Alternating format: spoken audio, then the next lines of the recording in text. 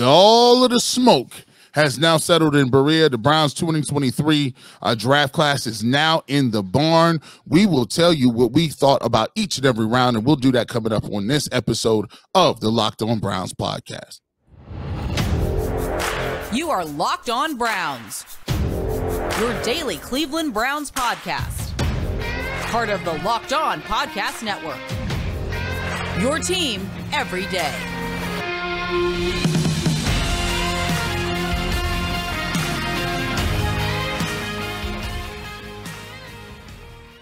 Welcome back, my friends, to the show that never ends, your daily delivery of all things Dog Pound LGB on the LOB, the Locked On Browns podcast, brought to you by the Locked On Podcast Network, your team every day. Appreciate everybody who was obviously along for the ride here. Ton of great draft coverage leading up to it.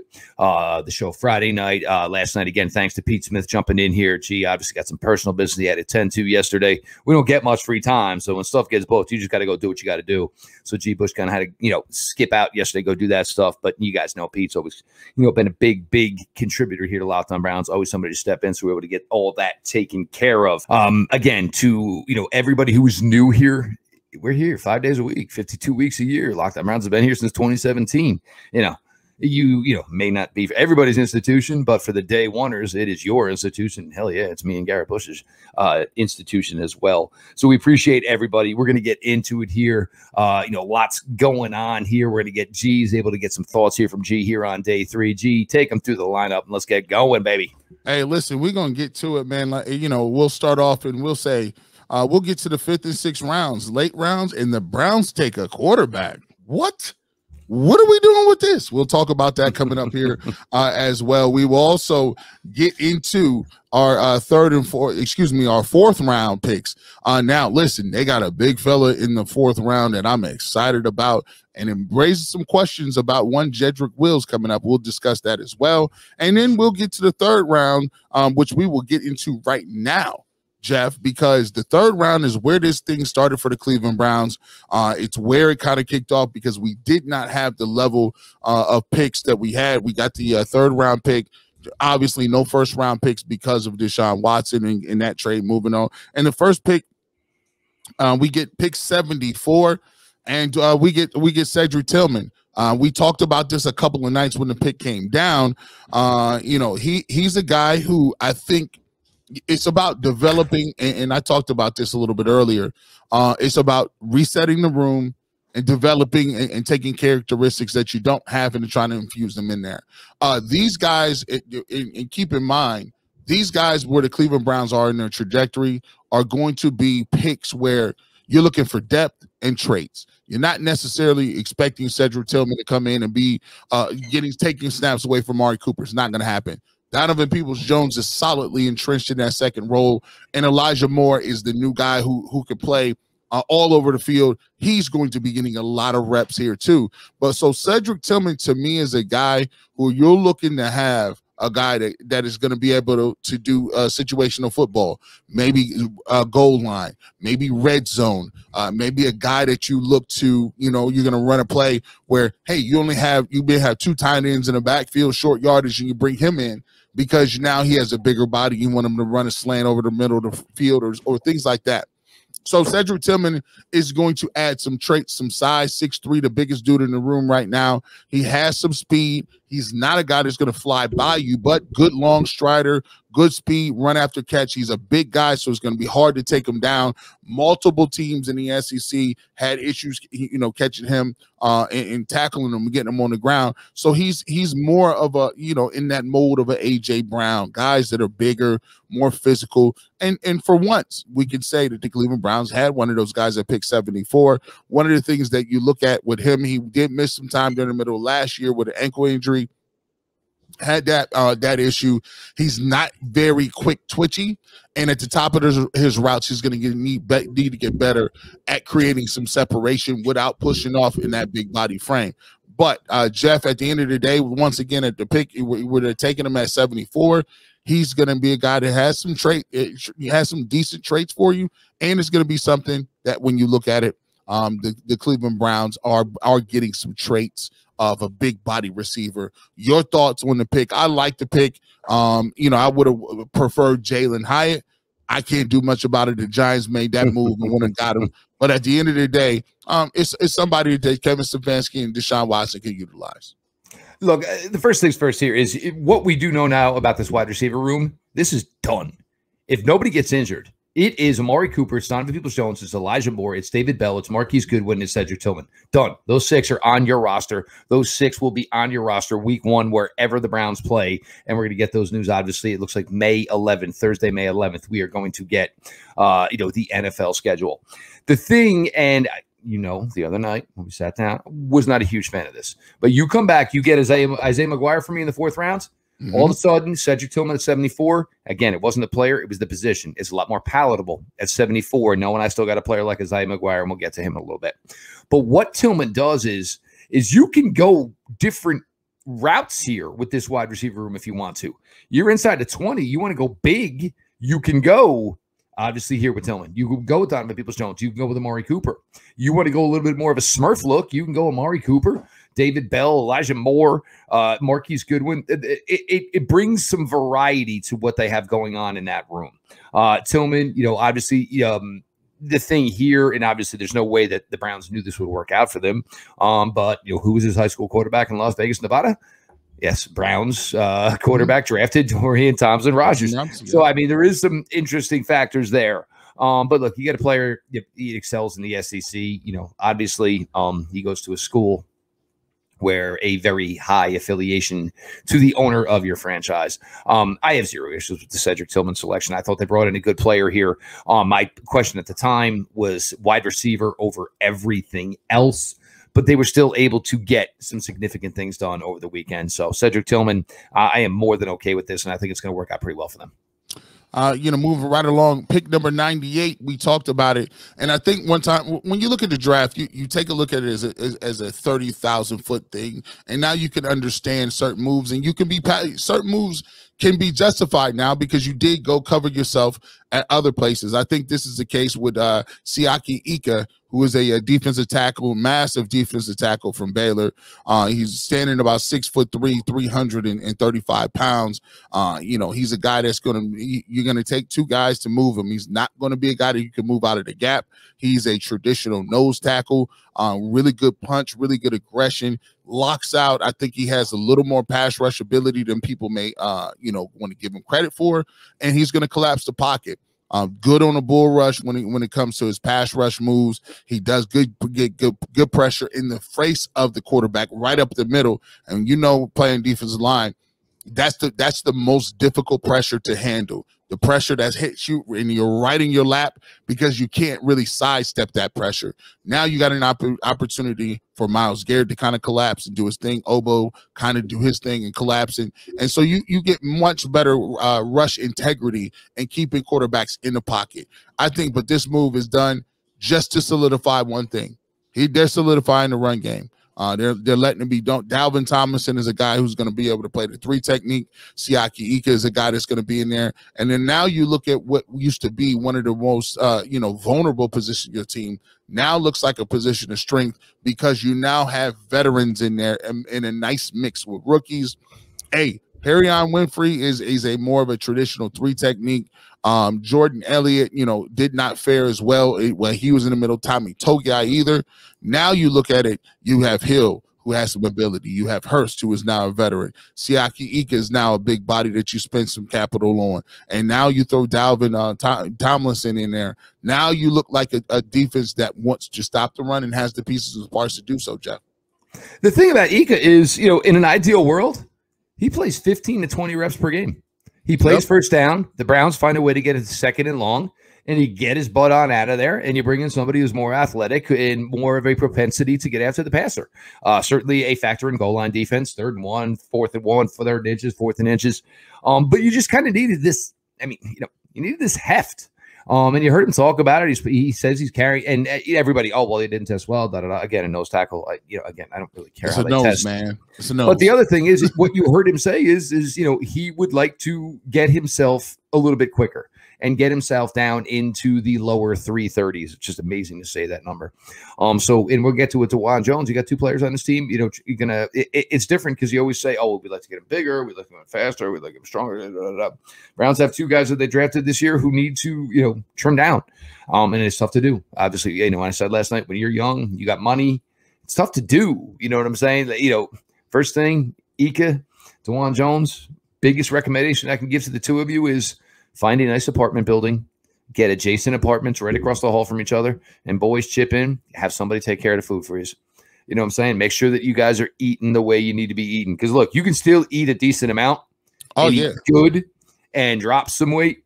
But if you're gamers, we can't have you sitting home all day ordering 4 pizzas and no. Guys, get adjacent apartments, find yourself find a personal chef. Get a nutritionist, get this whole thing in line for yourselves, get yourselves in better shape. But Ika brings one thing, and he brings one thing to that defensive tackle room that nobody besides Tomlinson has, is heft. And look, every now and then, man, you need an anchor. You need somebody that cannot be moved. Ika at times can do that, so a good selection.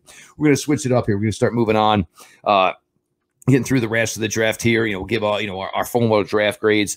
Look, the discussion, and I know everybody, and it's still coming at me on Twitter. Look, at this point, I'm not going to discuss the 5th-year option on the show. We're not going to do that. When we get an official word on whether or not he has been picked up or it hasn't been picked up, but as for now, that is just something we're not going to address here anymore. I know what I think. I know some things that I've heard, and as it's getting to the witching hour, obviously the fact that it was not a slam dunk like I originally suggested it was is the case here. But Jeff Lloyd, Garrett Bush, your latest Locked On Browns. And as we just mentioned, with maybe our young offensive tackle and young defensive tackle, if you're looking for a delicious snack but don't want all the sugar and calories, then you need the best tasting protein bar ever. Built. You've got to try this. If you're like me and you want to make healthier snack choices, but you don't want to compromise on taste, I've got just the thing for you. Built Bars and Built Puffs. Built Bars are healthy and they taste amazing. Seriously, they taste so amazing. You won't think they are good for you. You got to try this. What makes Built Bars so good? Well, for starters, they are all covered in 1% real chocolate. That's right, real chocolate. They come in unbelievable flavors: churro, peanut butter brownie, and cookies and cream. I'm not sure how Built does it, but these bars taste like a candy bar while maintaining amazing macros. And what's even better is that they are healthy. Only 130 calories and 4 grams of sugar with a whopping 17 grams of protein. And now you don't need to wait to get a box. For years, we've been talking about ordering Built Bars at Built.com, but now you can get them at your local Walmart or Sam's Club while still getting your specialty flavors at Built.com. That's right. Head to your nearest Walmart today, walk to the pharmacy section, and grab yourself a box of Built Bars. You could pick up a 4-box of cookies and cream bar, double chocolate, or coconut puff. If you're closer to Sam's, run in and grab a 13-bar box with our hit flavors, brownie batter puff and churro puff. And guys and gals, you can thank me later. We right back on the Locked On Browns podcast. Thanks for making us your first listen of each and every day here on Locked On Browns podcast. Moving along into the 4th round, and we get right back into what the Browns did in the players' 4th round picks, and this is the pick that really got me interested, and I think it changed a little bit for the Browns in my pick in terms of what I gave him for a draft grade. You look at this guy, DeJuan Jones, right tackle for the Ohio State Buckeyes. They took him pick 111. This guy, he has an interesting background. Guy can move a little bit. Take a look at what he's able to do in the basketball court. I always tell you, I know if you're a big dude and you play ball, here's 2 things I know. If you play basketball, I know you're an athlete. And if you wrestle, I know you tough and got leverage, right? He didn't play basketball because he was 6'8". He played basketball because he could play basketball. Right. It wasn't like he was a stiff. Like just he was stand out there under the hoop and get the rebounds. No. He could play. I mean, but when you look at this size, 6'8", 374 pounds, when you see him on the field, you know it. The great thing about it is this guy is a dude who has good footwork, has good balance, good hands, crazy long arms. This guy has the raw tools and traits to be one of the biggest. I remember when Orlando Brown Jr. came out and people talked about how he was soft. He had one of the worst workouts of all time. Yep. And all Orlando Brown Jr. did was just develop himself into an all-pro and getting big-time contracts. Super Bowl championship, Super Bowl winner for the Kansas City Chiefs. this guy is of that mold, but I would say that this man has better traits than Orlando Brown in terms of his footwork and what he already has as tools coming in. And when you got Bill Callahan and you can put him on the roster and you say, we ain't even got to really worry about you. We're going to put you over here and let's get some work and cook up. DeJuan Jones is a guy that can be an answer in case you got a situation over at left tackle with Jedrick Wills. We don't know what's going to happen with his contract. And if Jack Conklin, who's had some injuries over the last couple of years, go down, you got a guy that I think you can plug and play on both places, and you guys can develop something for the future. Your thoughts, Jeff? Well, first things first, I don't think any of us know how long Bill Callahan is going to remain. It's 3 years now with the Browns. Does he have aspirations to going further in the game, back to head coaching? If not, how much longer does he want to just continue to stay with one franchise? So if you're the Browns, hey, look at this magnificent ball of clay we just got for you. So maybe this could be your last, go around here for the Browns, your last project. Look, is he a right tackle? Yes. Does that mean he can't be a left tackle? No. Not at all. The basketball background for me is the key, G. Because if you can get this kid, and again, we talked about it last night. You don't want football players that weigh 370 pounds. The game will wear you down. It will burn you out. You'll be walking around at 24 years old. You're gonna look like you're 74 goddamn years old. It's too much weight on a body. Gee, my friend, you know this all too well. All the stuff that you got to go through just to get through your daily life right now. Yep. So you got to get the weight off this kid. Now, here is where, and you put it out, obviously, I mentioned, this is where this is interesting. Jack Conklin's not going anywhere. You just extended this man in December. They extended Jack Conklin in December. If Jack Conklin is healthy, Jack Conklin is playing football. Now, ideally, you look at this, James Hudson, we've seen left tackle. It's not been great. It's been a little bit better at right tackle. So maybe he's the swing tackle for now. I think this is the guy that you are going to say, can we do what we have to do in the next calendar year? And maybe, just maybe, he is the left tackle from the Cleveland Browns at that point going further. And I've heard, well, he only played right tackle in college. So did Jedrick Wills. Well, they drafted him in the 4th round. Well, they drafted Jedrick Wills in the 1st round, and they still have not picked up this option. Look, even still, if it doesn't turn out to be DeJuan Jones, it doesn't turn out to be James Hudson, and maybe Jedrick Wills has a great year this year. And guess what? The Browns say, screw it. There you go, dude. Write your number down. We got to pay you what you need. Or guess what? The Browns now have 12 months to find out who the left tackle will be for 2024 and going further. If you tell any franchise in any sport whatsoever, you got 12 months to figure out center field. You got 12 months to figure out we need 2 new starters. That's fine. But the ultimate goal here for DeJuan Jones is to see if you can make him your left tackle of the future. He is big. He's long. He's agile. And there is the mountain theory of it. You've got to get around him. So as long as he gets off the snap on time, it takes quite a while to get around a guy who is 6'8", 377 pounds. And I don't care how agile you are. That is a large amount of space to move around someone. It's crazy because I'm looking at it like this, man. I'm like, I'm getting creative in the lab. I'm like, I mean, how bad could he be at guard? If Wyatt Teller goes down, and it's my option. The problem with putting him inside is the amount of pulling they like to. He's just too big to really do that. He has the ability, but it's difficult to do that. And look, I mean, and he can do a lot of just swatting flies, G. Okay, that's great. You had me. Oh, guess what? I just got my left hand on you, and now you're eating dirt. There is the potential for greatness here. A lot of it's on him. Because, look, at 370, he's already been told he's got to lose weight. Yep. This is not the first time he's hearing he needs to get trimmer, G. Hey, listen, this is not the first time. I think he plays much better around about 349. You think about it. If he gets about 349, 348, he's going to look like an athlete. He gets to 345. He will be a starting left tackle in this league, and he'll be freaking dominant. Man, boy, I tell you what. Let's continue at pick 126. We got, let's see. I like this pick.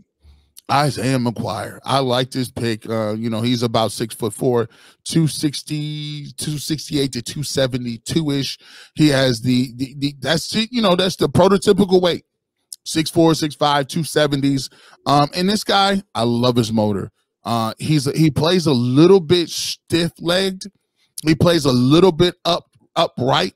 But one of the things I think he can really excel at is I think he can be a guy that can probably be really good at stopping a run. When you take a look at this leverage, listen, his hands are like jackhammers, man. His bull rush is his best move. And I mean, it's a really good bull rush. I mean, it knocks bigger guys off their platform. He's a guy that has a good motor, played in SEC, led the team in sacks, and so this guy, to me, Isaiah McGuire, is one of those guys that's going to be great at stopping a run. He's going to give you some ability at pass rush. And if he ever gets another move besides that bull rush, I think that he's going to be a guy that's going to be a guy that can contribute for you and to give you something. I like his move. I like his skill set. This is a move to see, hey, Isaiah Thomas, hey, it's either you or McGuire who gonna be lining up to get them rushes. We know we got Obo on the other side. Oh, young OG. We know what we got there. But I look at Isaiah Thomas. I look at listen to a guy like Alex Wright, and I look at Isaiah McGuire. Those three will be pitted against each other to see who's going to get those pass rush opportunities on third down, because we want to start mixing and matching, and Jim Schwartz bringing in guys, waves of guys. And I think this is going to be a move to say, all right, who's going to be in that second wave of defensive ends? Your thoughts? Jake, what did the two teams that played in the Super Bowl last year do to close out round one? Philadelphia Eagles drafted a pass rusher, Nolan Smith. The Kansas City Chiefs drafted a pass rusher out of Kansas State. It is the amount of guys. Look, you usually want about 5 edge guys on your roster. But the key is you want to be able to put any one of them on the field at any given time. Look, all right, man, he just had 3 tough reps. Let's get him off, because you want to know why? My next in line, he's good to go. He's ready. He's fresh. He's 100%. So you have Miles. Alex Wright, look, a work in progress. I think we all kind of felt Alex Wright's last year, even though we got much better as the year went on, was kind of what we expected, man. UAB to the NFL, that's a pretty big jump. Now, Isaiah McGuire was playing in the SEC. Mm-hmm. Isaiah McGuire, first-round pick for the Pittsburgh Steelers, Broderick Jones. Guess who had a nice day against Broderick Jones? When most of Missouri didn't, Isaiah McGuire. And I did say this last night, and I've said it a couple times. The thing is you're playing at Mizzou. You're playing Georgia last year. You know you ain't winning that game. But you want to know what? A lot of guys say, hey, I'm going to do everything I can to make sure I walk out of this game 100%. You mean a lot of guys? Then there's the other guy who says, I don't give a crap if you're Georgia or not. You're getting my best, and I'm going to go rise to another level. And he did try to do that. Almost 14. I think it's 14 sacks last 2 years in Missouri. Good player. But look, we know who the starters are at the end. But I do love the fact now that I don't care if Isaiah Thomas comes in for a rep. I don't care that Alex Wright comes in for a rep. I don't care that Isaiah McGuire comes in for a rep. This room, finally, in all the years I've wanted to talk about it, has the depth that I would like. They can just rotate them in, rotate them out, everybody fresh, everybody athletic, everybody able to get things done. And I'm sure Jim Schwartz, I mean, not there maybe yet a D tackle just yet, but I'm sure he's pretty geeked about this defensive end room. Listen, I think for the first time, you're starting to see multiple guys that can listen. We don't have to. Oh my goodness, last year we just running in guys, Chase Winovich, and that ain't. We can't do that no more. Yeah, let's not bring in undersized, unathletic guys. For God's sakes, are you kidding me? I'll deal with Kronko because he's a little bit undersized, but the dude gets stuff done. But like the Chase Winovich move, we're going to close it out here. We're going to shift it over to day 3 here. We got, a little deeper into day 3, obviously. Where it got a little crazy. I think we all kind of felt they were going to do a quarterback, but yeah, until you saw it, they actually did do it. So we're going to continue with that. Jeff Lloyd, Garrett Bush, your latest Locked On Browns.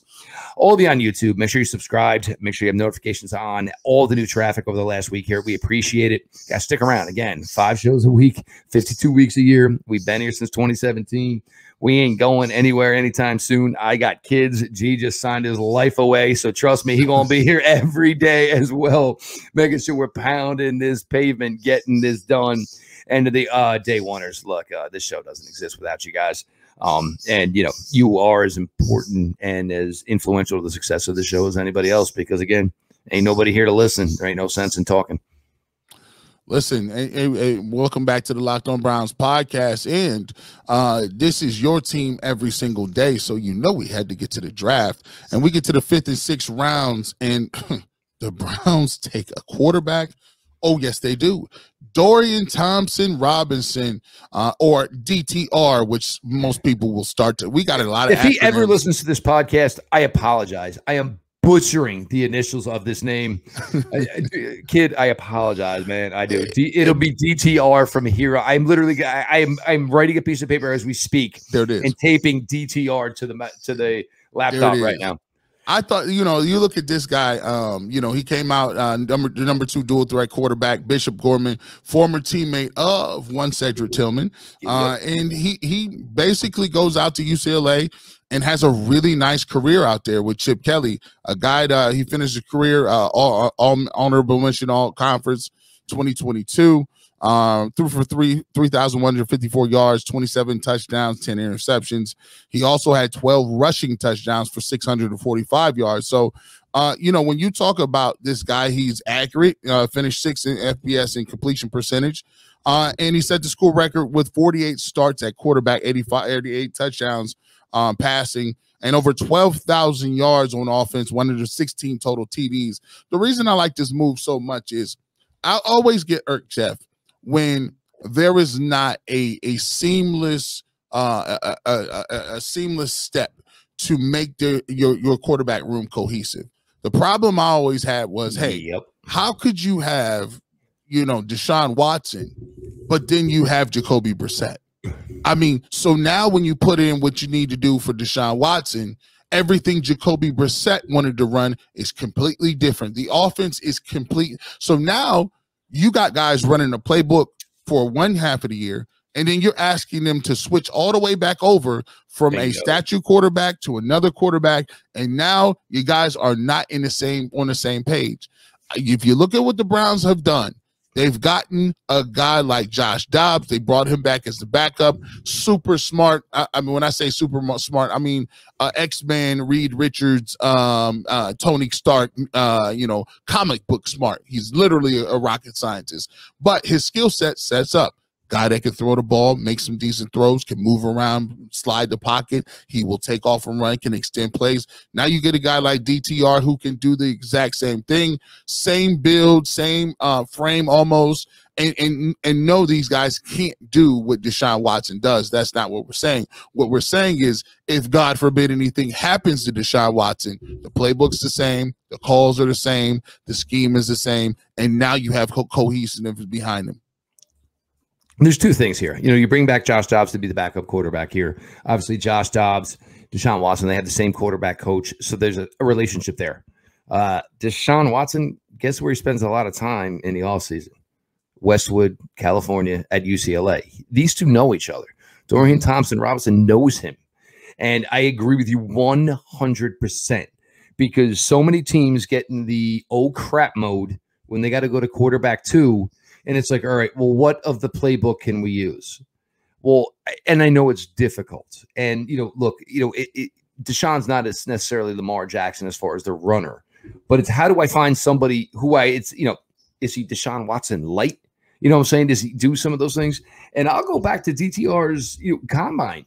He was out there with Anthony Richardson and CJ Stroud. He looked the better thrower of the football than Anthony Richardson did. The ceiling for Anthony Richardson is obviously sky high, but you saw what you needed to see from DTR. You said, oh, well, the guy's been at UCLA forever, part of 50 games, da-da-da-da-da. Well, that's what you saw, and that's what it looked like. He's good to go. There's no doubt about that. And I'll say, if you told me week 1, we got to start DTR, we got to start Josh Dobbs, I think the better player is DTR. Oh, yeah. I do. Josh Dobbs has not played a lot. He played a little bit last year for Tennessee. It was okay. But, you know, if Josh Dobbs was this good, he'd have opportunities. DTR is the long-term number 2 here. He most likely could be the number 2 this year. Hopefully we never have to freaking know. And the other thing is just with the carrying 3 quarterbacks. I honestly think the NFL is going to find a way to work on this 3 quarterback rule, because nobody wants to watch an NFC championship game like we saw last year, where Christian McCaffrey was quarterbacking the San Francisco 49ers. So I think the Browns, took a gamble there that this rule is going to get passed. So guess what? I can keep all three and I don't have to worry about it. And there's no way you're not cutting DTR. If you took this gamble on him, he's making this roster. There's no way, right? You're not going to say, oh, well, let's sneak him out of the practice squad. You're keeping his kid. There's no doubt about it. He's too good to make it on the practice squad. So, you know, that's a miss right there. Moving along, I like that move. They come back, and it wouldn't be an Andrew Berry and Kevin Stefanski draft if they did not go out here and get them a corner. They were both defensive backs. Of course they're going to draft defensive backs. You know what they're about to do, right? Pick 142, they go out to Northwestern, and this guy was a former teammate of Greg Newsome. You know, Mitchell is a guy who played with Newsome, and he's a guy who, you know, has some different versatility. He can play in the slot. He can play on the outside. I like his ball skills. He was honorable mention All Big Ten selection in 2021, 6 pass breakups in 12 starts, and in 2022 he had 1 interception, team high 9 pass breakups in 11 starts. So I like his ball skills. I like the fact that he's a guy that's going to be around the ball. He's going to take some chances, but he has a nose for the football. And Cameron Mitchell is a guy that I think the Browns, you take a look at him, the Browns secondary is starting to get to a point where it's almost like the receivers. You got an Emerson, you got AJ Green, you got Newsome, you got Denzel Ward. You just took this kid. There's a lot of other they got a lot of kids that are in that secondary, and that room is starting to get a little crowded as well, Jeff. But your thoughts on Cameron Mitchell and what he can be? I think he has an opportunity to be a slot guy to move in. You know, Denzel Ward gets hurt 4 games a year. It just is what it is. But at the end of the day, your thoughts on Cameron Mitchell? The thing with Cam Mitchell, and if everybody remembers when we were doing our draft coverage, I wanted to bring in Jamie Robinson for Florida State. Why did I like him? Because he can do this, he can do that, he can do this, he can do that. Cam Mitchell, this is a player that they liked better, obviously a little bit better than Jamie Robinson, a little bit more athletic. His build, he's built more like a slot, built more like a safety. He's played, I think he played over 380 snaps on special teams. Well, that's great, kid, because this is where you're going to get your start.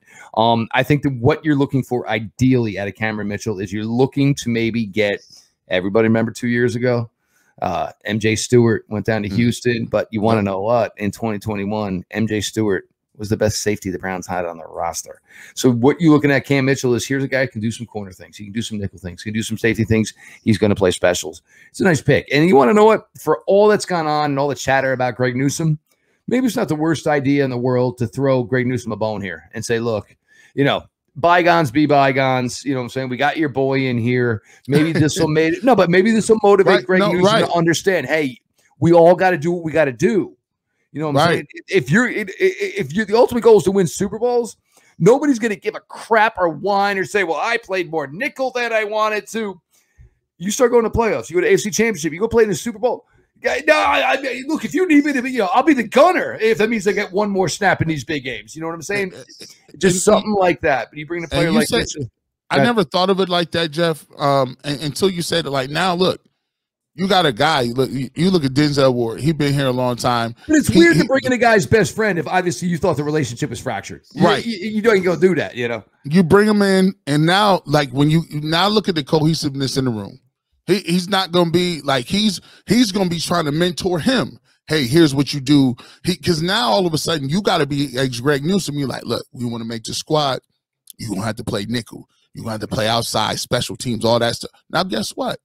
Now that's some of the same things you might want to have to tell yourself, right? So now I like the move. I liked it. I like the synergy. So now you look at a move at the quarterback room synergy, a move on the back 7 synergy, and we continue to go, and we get to this next move, and another offensive lineman that you may be able to get and sneak in there, Luke Wypler from Ohio State, and this is another guy, another guy. We get a center. This is a backup Nick Harris move. Nick Harris, obviously, they love him a lot. They think that he's going to be the backup center, or he's going to go into it and fight with Poaches. But I think Poaches is going to get that position if everything turns out well. But Wypler is a guy that's going to be there in case Nick Harris can't practice every day. Maybe he has some recurring issues with the knee. Anytime I tell people, as far as linemen go, when you tear a knee up when you're a lineman, is different because now you don't carry the same amount of weight as Odell Beckham Jr. or these young, smaller dudes. Of course, they have to cut more, but when you got to put all that weight on that frame and everything is knee bend, everything is hunkering down, everything is that pounding and concrete pounding on your legs, sometimes that might not be a thing that people totally come back from. I look at this pick, and we looked at it. He was honorable mention all Big Ten, 13-game starter as well. Your thoughts on this pick at center, given another project and another depth piece at up front for the Browns? No, well, I mean, the first things first, and to your offensive line point is, if you, especially at center, there are like 14 sets of legs around there. So you're so just saying, oh my God, do I have my footing? And then it's, oh man, people are rolling at me. People are rolling. I mean, things just rolling at you from every angle. You cannot play with that type of thing. Here is the deal. Luke is now Nick Harris. Nick Harris, the deal was we brought in a center of the future to complement J.C. Tretter. J.C. Tretter ended up playing a little longer than they thought. Nick's opportunity last year, sadly, blown to bits week 1 in the preseason. Now you brought back the guy who stepped in for Nick Harris and didn't just play well. He crushed it. Posick crushed it. Luke Wypler is now Nick Harris. You have just reset the clock. I feel terrible for Nick Harris. I don't see any path whatsoever that he makes this roster. There was the other center that they drafted last year from Texas Tech, Deaton, whatever. He gone because you're only keeping 2. Because Wypler only plays center. That's all he plays is center. New Jersey kid, so warm to my heart. Played at one of the predominant parochials in the state of New Jersey in St. Joseph Montvale. And a lot of people were, why left early seemed odd, and maybe it did. And the other thing is when you go to Ohio State and you leave early, you never want to be a guy who goes in the 6th round. Right. But maybe here's a guy who just had the passion, wanted to get to it. Nobody knows anybody's family situation. Maybe his family needed money now. He couldn't wait, whatever the situation may be. But the kid just wanted to go. He will be the Browns' backup center. The center position's over. It's Ethan Posick and it's Luke Wypler. And the only thing would be is if there were an issue at guard, maybe Posick moves over and Wypler starts. You're not going to take the rookie who's only played center his entire life and then ask him to play guard. No, I think that's definitely not something that they would do. And like you said, I think you would have a little bit higher if he went back again. He's an early entrant. So, but you do say it. I think that Nick Harris is on notice with this one. And it's a terrible. And it's terrible for Nick Harris because there it was. And the one time we saw him start, Christmas Day, Green Bay, kid went out there, kicked butt, took names. And then, 2 snaps into it in the preseason, everything he'd worked for, everything he was ready for, boom, gone. And then guess what? I mean, he literally got Wally pipped. It's a terrible, terrible thing. And, there ain't a lot of center jobs. And that's what sucks. Like, there's only 32 of them. And we just saw like 6 guys get drafted yesterday. So it's a really tough spot for a guy like Nick Harris. But sadly, it's just the way the business goes, man. All right. Well, this is the point you come for. Let's get to the overall grades. And my overall draft grade for the Cleveland Browns is a B. I had him at a C+. The Tillman move I thought it would pay some dividends, but the receiver room was kind of packed. But I do see where they're going with it. Pick, give a big body. I like this Ika pick because it shows you that the Browns are invested in stopping the run. That was a glaring issue of theirs, and he has a really big body type. But where this draft turned for me is DeJuan Jones and what he's able to potentially bring to this organization and to the line with that body type, with that mold, with that build, and mixing that with what we did with Bill Callahan. I like the synergy in the quarterback room now with getting DTR later in the draft. So I gave this draft overall B. We are in a different trajectory at this point. A lot of these pieces are depth pieces to prop up and to turn over and reset the room a little bit. I don't have a problem with it. None of these guys, if you're expecting them to come out and be starters and big contributors, that means we got some problems because there's a lot of depth and a lot of different skill sets and a really talented roster. So I give this overall a grade of a B. Jeff, where do you go with your grades? I think I'm pretty similar, maybe B-. But the thing here is when your first pick is at pick 74, and look, you've all been there. In college, you went home in the summer, you needed a couple credits, so you went to your local community college, you pounded out something pass-fail. Right. The Browns were essentially taking this pass-fail. They certainly did not fail. They certainly passed. Tillman, this could be, in 2024, he could be a starting wide receiver for this team. DeJuan Jones, if he can take to left tackle, I'm not saying it's a slam dunk, but I'm saying there's a possibility, he could be a very, very significant piece here. So if you got something like that at 111, that's huge. Isaiah McGuire goes out there this year, gets 5-6 sacks as a rookie, drafted at 120. That's stinking huge. There's no doubt about it. You got your backup quarterback of the future. I would say, it's a meat and potatoes draft. It's not sexy by any means. And it's not going to be when you're starting at 74, obviously. But I think the Browns did a really, really solid job here. And, expectations are always higher. Yeah. But, what are you going to do when you start at 74? He is Garrett Bush, Ultimate Cleveland Sports Show, Monday through Friday, 11 to 1. Guys are crushing it over there. I'm sure they're all eager and jacked up to get going tomorrow. 92.3 Fan, the barbershop, Saturday mornings, always open, always available. Tons of coverage over there as well. Myself, Jeff Lloyd, at Jeff_LJ_Lloyd. Everybody, again, we appreciate all the traffic this week. To all the new listeners, stick around. Make sure you're subscribing to the YouTube page, Locked On Browns. Notifications on. Audio listeners, always available, always free. We got a big week coming, as we always do. This has been your daily delivery of all things Dog Pound. LGB on the LOB. Let's go, Browns.